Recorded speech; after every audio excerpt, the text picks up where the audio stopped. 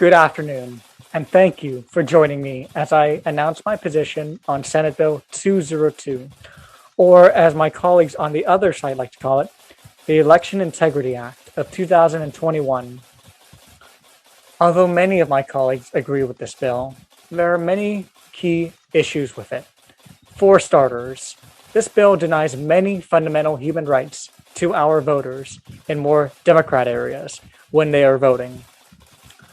I want to direct your attention to this photo of a line formed during the 2020 election in Fulton County. These people waited for hours in the hot Georgia sun just to exercise their right to go vote. If you were in this line, wouldn't you appreciate a bottle of water? Senate Bill 202 disallows this and even makes it a crime to hand out water to these voters. A crime to hand out water near a voting site. A crime to provide a voter with something that doesn't even come from the state's budget. A crime to provide voters with a basic human need.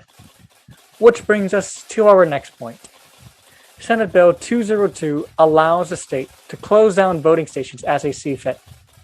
Some of these stations that they plan to close down are in the very same areas with the long lines I've just showed you. The state already has an issue with long voter lines. Closing these places would only cause more issues within these communities.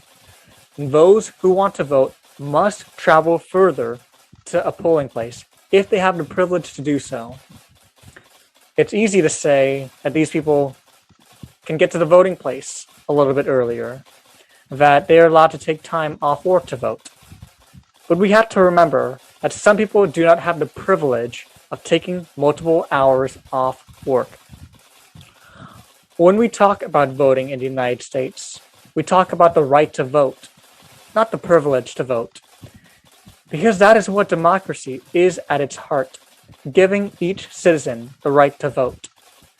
Senate Bill 202 is not an election integrity act. It is an act that keeps the right to vote for the privileged and suppresses the vote of our less fortunate Georgians.